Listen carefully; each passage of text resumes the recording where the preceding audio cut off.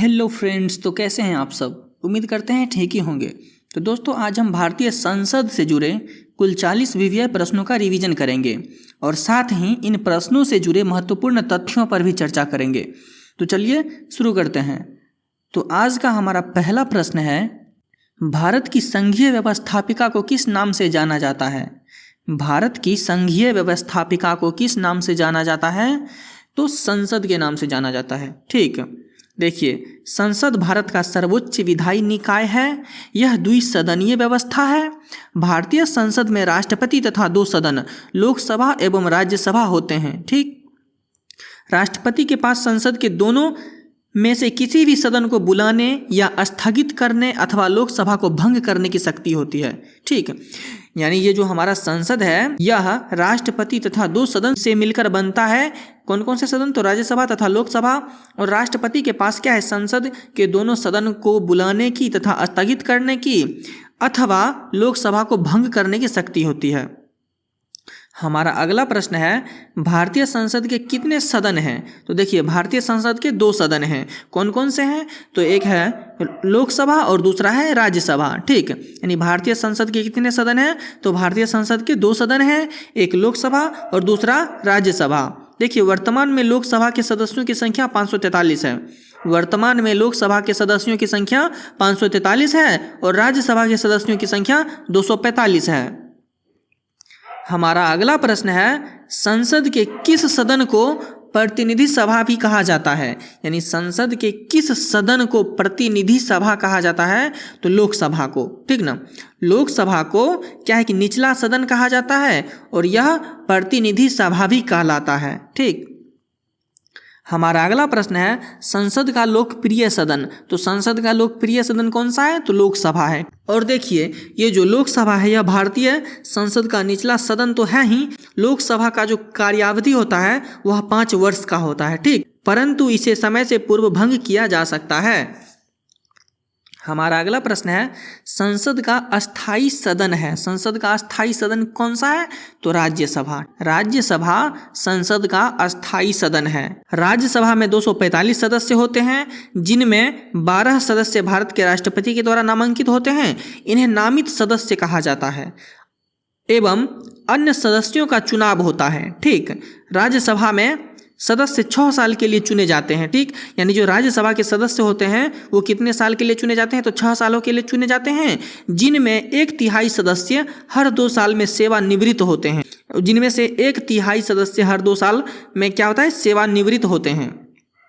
हमारा अगला प्रश्न है, भारत के संविधान के अनुच्छेद 79 के अनुसार निम्नलिखित में से किसे भारत की संसद के एक भाग के रूप में वर्णित किया गया है? तो देखिए, भारत के संविधान के अनुच्छेद 79 में क्या कहा गया है? तो अनुच्छेद 79 में कहा गया है कि संघ के लिए एक संसद होगी जो राष्ट्रपति और 2 सदनों से मिलकर बनेगी। ठीक है, यानी अनुच्छेद 79 में कहा गया है कि संघ के लिए एक संसद होगी जो राष्ट्रपति और 2 सदनों से मिलकर बनेगी। कौन से 2 सदन? तो लोकसभा तथा राज्यसभा। और यहाँ पर हमारा ऑप्शन है कि संसद के भाग कौन कौन से हैं? तो लोकसभा, राज्यसभा, भारत का राष्ट्रपति, यानी तीनों ही संसद का भाग है। तो हमारा ऑप्शन डी होगा। हमारा अगला प्रश्न है, निम्नलिखित में से कौन सा एक प्रावधान भारतीय संविधान के अंतर्गत संसद के सदस्यों के विशेषाधिकारों तथा उन्मुक्तियों को निर्धारित करता है? देखिए, अनुच्छेद 105। ठीक, यानी अनुच्छेद 105 में संसद के जो सदस्य हैं उनको क्या है? विशेषाधिकार दिया गया है। उनमें कौन कौन से विशेषाधिकार दिया गया है? तो 2 विशेषाधिकार दिया गया है। वो कौन कौन से हैं? तो देखिए, पहला है कि संसद में भाषण देने की स्वतंत्रता और दूसरा है कि सदन की कार्यवाही के प्रकाशन का अधिकार। यानी संसद में भाषण देने की स्वतंत्रता और दूसरा संसद की कार्यवाही के प्रकाशन का अधिकार।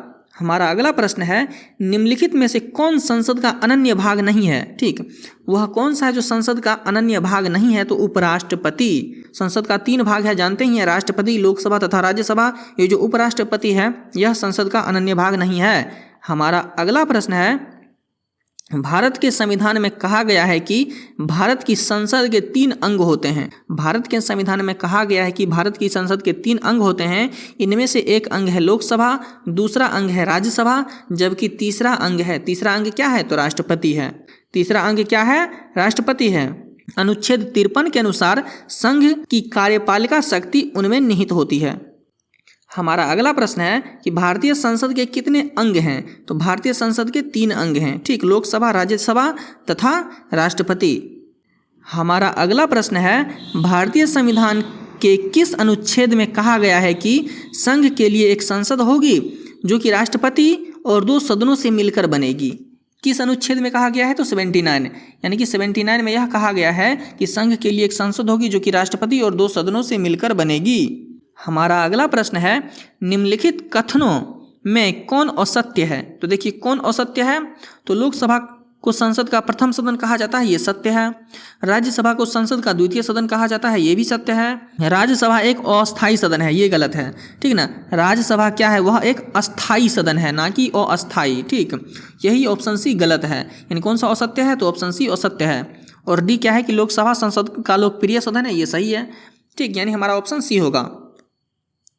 हमारा अगला प्रश्न है निम्नलिखित कथनों में से कौन सही है? तो देखिए क्या क्या सही है? तो लोकसभा भारतीय जनता की प्रतिनिधि सभा है, बिल्कुल सही। लोकसभा क्या है? भारतीय जनता की प्रतिनिधि सभा है। राज्यसभा संसद का उच्च सदन है, ये भी सही है। और राज्यसभा राज्यों का प्रतिनिधित्व करता है, ये भी सही है, यानी उपयुक्त सभी, ये तीनों ही कथन सही है। हमारा अगला प्रश्न है संसद का निम्न सदन एवं उच्च सदन क्रमशः है? तो पहले निम्न सदन क्या है? लोकसभा, और उच्च सदन राज्यसभा, यानी हमारा ऑप्शन बी होगा, लोकसभा एवं राज्यसभा। हमारा अगला प्रश्न है संसद को भंग करने के लिए कौन सक्षम है? तो संसद को कौन भंग कर सकता है? तो राष्ट्रपति, यानी भारतीय संसद में राष्ट्रपति तथा 2 सदन लोकसभा एवं राज्यसभा होते हैं और राष्ट्रपति के पास संसद के दोनों में से किसी भी सदन को बुलाने या स्थगित करने अथवा लोकसभा को भंग करने की शक्ति होती है। हमारा अगला प्रश्न है भारतीय संसद की संप्रभुता प्रतिबंधित है? देखिए भारतीय संसद की संप्रभुता प्रतिबंधित है तो न्यायिक समीक्षा से, ठीक है ना। भारतीय संसद की संप्रभुता प्रतिबंधित है किससे? न्यायिक समीक्षा से। देखिए संप्रभुता का क्या अर्थ होता है कि देश के आंतरिक एवं बाह्य मामले में निर्णय लेने के लिए स्वतंत्र होना, ठीक। देश के आंतरिक एवं बाह्य मामले में निर्णय लेने के लिए स्वतंत्र होना, इसी को क्या कहते हैं? संप्रभुता कहते हैं। हमारा अगला प्रश्न है संसद के कितने सत्र होते हैं? तो देखिए संसद के कितने सत्र होते हैं? तो एक बजट सत्र होता है, दूसरा मानसून और एक शीतकालीन सत्र, यानी संसद के 3 सत्र होते हैं। तो हमारा ऑप्शन क्या होगा? उपयुक्त सभी। संसद के कितने सत्र होते हैं? 3 सत्र, बजट सत्र, मानसून सत्र, शीतकालीन सत्र। और ये जो बजट सत्र है यह फरवरी से मई तक होता है, ठीक।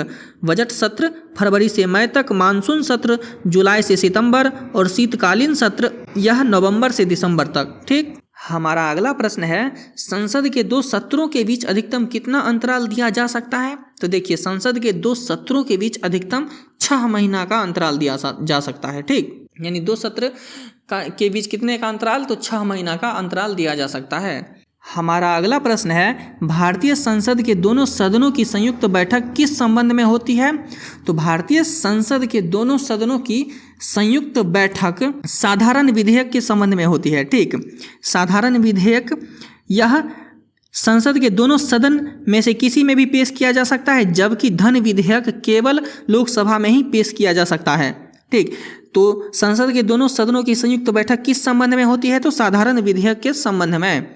हमारा अगला प्रश्न है संसद के दोनों सदनों का संयुक्त अधिवेशन आयोजित होता है? संसद के दोनों सदनों का संयुक्त अधिवेशन आयोजित होता है एक ऐसे विधेयक पर विचार करने और उसे पारित करने के लिए जिस पर दोनों सदनों में मतभेद हो। यानी कि संसद के दोनों सदनों का संयुक्त अधिवेशन क्यों होता है?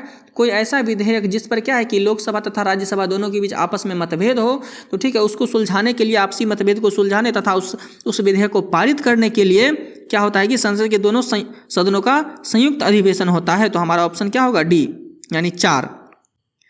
हमारा अगला प्रश्न है साधारण विधेयक से संबंधित गतिरोध को दूर करने के लिए संसद के दोनों सदनों की बैठक कौन बुलाता है? देखिए साधारण विधेयक से संबंधित गतिरोध को दूर करने के लिए संसद के दोनों सदनों की बैठक को राष्ट्रपति बुलाता है। राष्ट्रपति में ही क्या है, वो शक्ति निहित होती है कि वह दोनों सदनों की बैठक को बुलाए, उसे स्थगित करे या फिर लोकसभा को भंग करे, ठीक ना। ये शक्ति किस में होती है? तो राष्ट्रपति में निहित होती है। हमारा अगला प्रश्न है लोकसभा व राज्यसभा की संयुक्त बैठक कब होती है? लोकसभा व राज्यसभा की संयुक्त बैठक कब होती है? तो जब लोकसभा एवं राज्यसभा में मतभेद हो, ठीक ना। यानी लोकसभा एवं राज्यसभा में मतभेद होने पर क्या होता है कि दोनों सदनों की संयुक्त बैठक होती है। हमारा अगला प्रश्न है, संसद के दोनों सदनों के साथ साथ बैठने पर निम्न होता है। संसद के दोनों सदनों के साथ साथ बैठने पर क्या होता है? तो एक बिल जिस पर दोनों सदन सहमत ना हो उस पर विचार करना और पास होना, ऑप्शन सी।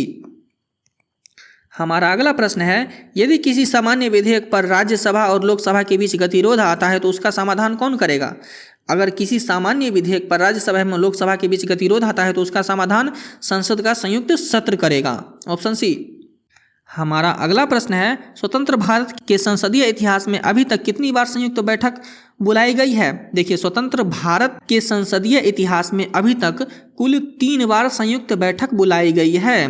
वो 3 बार कब कब बुलाई गई थी? तो देखिए, एक है दहेज प्रतिषेध कानून, ठीक ना, दहेज प्रतिषेध विधेयक 1960 में जब ये पास हो रहा था तो उस समय संयुक्त बैठक बुलाई गई थी। और दूसरा बैंकिंग सेवा आयोग विधेयक 1977 में, ठीक। और तीसरा आतंकवाद निवारण विधेयक 2002 में। यानी कि जब ये विधेयक संसद में पेश हुआ था उस समय दोनों सदनों की संयुक्त बैठक हुई थी। कौन कौन सा एक बार और देख लेते हैं। दहेज प्रतिषेध विधेयक 1960, बैंकिंग सेवा आयोग विधेयक 1977, आतंकवाद निवारण विधेयक 2002। हमारा अगला प्रश्न है, क्या राष्ट्रपति या उपराष्ट्रपति कभी संयुक्त अधिवेशन की अध्यक्षता करते हैं? देखिए, इसको ध्यान से सुनेंगे कि क्या राष्ट्रपति या उपराष्ट्रपति कभी संयुक्त अधिवेशन की अध्यक्षता करते हैं? तो कभी नहीं, ठीक। राष्ट्रपति या उपराष्ट्रपति कभी भी संयुक्त अधिवेशन की अध्यक्षता नहीं करते। देखिए, दोनों सदनों की संयुक्त बैठक की अध्यक्षता लोकसभा अध्यक्ष द्वारा की जाती है, ठीक। यानी दोनों सदनों की संयुक्त बैठक की अध्यक्षता लोकसभा अध्यक्ष द्वारा की जाती है।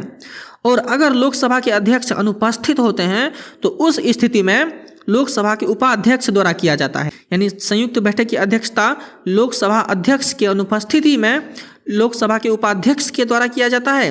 अगर मान लीजिए कि लोकसभा के उपाध्यक्ष भी अनुपस्थित हो तब संयुक्त सत्र की अध्यक्षता कौन करता है? तो राज्यसभा के उपसभापति, यानी लोकसभा के अध्यक्ष या फिर उपाध्यक्ष दोनों ही अनुपस्थित हो तो उस स्थिति में राज्यसभा के उपसभापति द्वारा संयुक्त सत्र की अध्यक्षता की जाती है।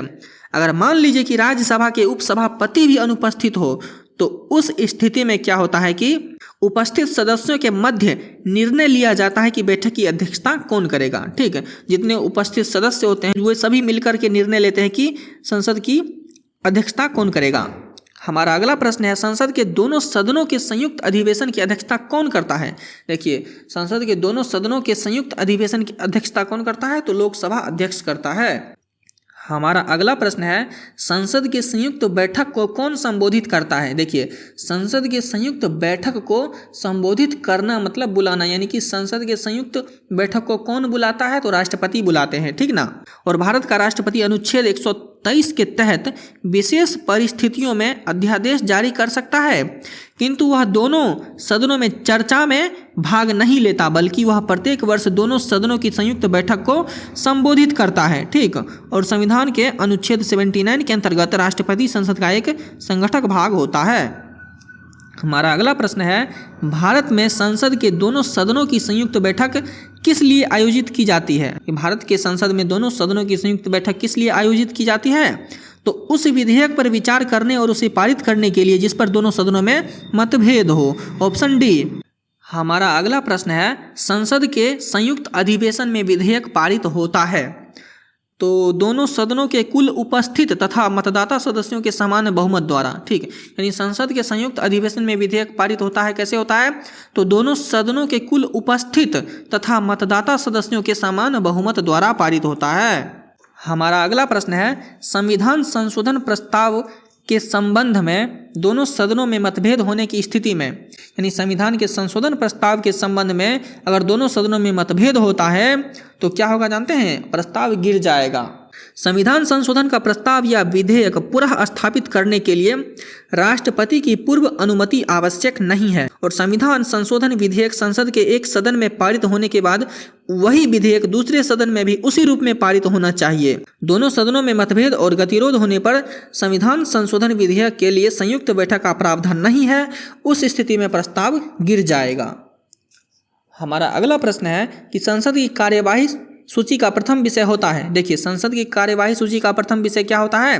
तो प्रश्नकाल होता है, ठीक। संसद की कार्यवाही सूची में प्रथम विषय प्रश्नकाल होता है। देखिए, लोकसभा में कार्यवाही का पहला घंटा 11 से 12 बजे प्रश्नकाल कहलाता है और प्रश्नकाल में सांसद विभिन्न सूचीबद्ध मुद्दों पर प्रश्न करते हैं, जिसकी शुरुआत राज्यसभा में 12 बजे से होती है। ठीक, हमारा अगला प्रश्न है, कौन सी प्रथा संसदीय प्रणाली को भारत की देन है? कौन सी प्रथा संसदीय प्रणाली को भारत की देन है? तो शून्यकाल। ठीक, यानी शून्यकाल संसदीय प्रणाली को भारत की देन है। देखिए, राज्यसभा में कार्यवाही के पहले घंटे को शून्यकाल 0 आवर कहते हैं। राज्यसभा के कार्यवाही के पहले घंटे को शून्यकाल यानी 0 आवर कहते हैं और शून्यकाल में सांसद बगैर तय किए कार्यक्रम के महत्वपूर्ण मुद्दों पर विचार व्यक्त करते हैं। हमारा अगला प्रश्न है, संसद के किसी सदस्य की सदस्यता तब समाप्त समझी जाती है यदि वह बिना सदन को सूचित किए अनुपस्थित रहता है। अगर वह यानी संसद का कोई भी सदस्य अगर वह 60 दिन तक बिना सूचित किए अनुपस्थित रहता है तो उसकी सदस्यता समाप्त समझी जाती है। हमारा अगला प्रश्न है कि एक वर्ष में कम से कम कितनी बार संसद की बैठक होना आवश्यक है? तो एक वर्ष में कम से कम 2 बार संसद की बैठक होना आवश्यक है। हमारा अगला प्रश्न है, संसद की संरचना के संबंध में निम्नलिखित कथनों में से कौन सा सही नहीं है? तो देखिए, संसद की संरचना के संबंध में कौन सा कथन सही नहीं है? तो राज्यसभा में राज्यों के प्रतिनिधि का निर्वाचन सीधे जनता द्वारा किया जाता है, यही गलत है दोस्तों। ठीक ना, राज्यसभा में राज्यों के प्रतिनिधि का निर्वाचन सीधे जनता द्वारा नहीं किया जाता है। हमारा अगला प्रश्न है, निम्न विधेयकों में से किसका एक भारतीय संसद के दोनों सदनों द्वारा अलग अलग विशेष बहुमत से पारित होना आवश्यक है? तो संविधान संशोधन विधेयक, यानी ये जो संविधान संशोधन विधेयक है यह संसद के दोनों सदनों द्वारा अलग अलग विशेष बहुमत से पारित होना आवश्यक है। अगर ऐसा नहीं होता तो क्या होता है? प्रस्ताव गिर जाएगा। अगर मान लीजिए एक सदन विधेयक को पारित कर दिया, अगर दूसरा नहीं किया तो ऐसे में प्रस्ताव गिर जाता है, खास करके किसमें? संविधान संशोधन विधेयक में। हमारा अगला प्रश्न है, संसदों के वेतन का निर्णय कौन करता है? यहाँ पर संसद लिखा हुआ है जो कि गलत है, यानी सांसदों के वेतन का निर्णय कौन करता है? तो संसद करता है। ठीक ना, सांसदों के वेतन का निर्णय कौन करता है? संसद करता है। संसद के सदस्यों को सांसद कहा जाता है। ठीक ना, तो सांसदों के वेतन का निर्णय संसद के अधीन कार्य करने वाली एक सरकारी एजेंसी रिक्सडॉग वेतन समिति तय करती है। यानी सांसदों के वेतन का निर्णय संसद के अधीन कार्य करने वाली एक सरकारी एजेंसी रिक्सडॉग वेतन समिति तय करती है। हमारा अगला प्रश्न है कि संसद के कुल सदस्यों का कितना भाग वैधानिक चैम्बर की मीटिंग बुलाने के लिए आवश्यक गणपूर्ति कोरम है? ठीक, यानी संसद के कुल सदस्यों का कितना भाग वैधानिक चैम्बर की मीटिंग बुलाने के लिए आवश्यक गणपूर्ति कोरम है? तो 1/10 भाग। ठीक, हमारा ऑप्शन ए होगा। हमारा अगला प्रश्न है, संसदीय प्रणाली वाली सरकार को अन्य किस नाम से जाना जाता है? तो संसदीय प्रणाली वाली सरकार को संघीय सरकार के नाम से जाना जाता है। तो दोस्तों, यहीं पर हमारा वीडियो खत्म हुआ। अगर आपको यह वीडियो हेल्पफुल लगा तो कृपया चैनल को लाइक, शेयर एंड सब्सक्राइब करें। Thank you.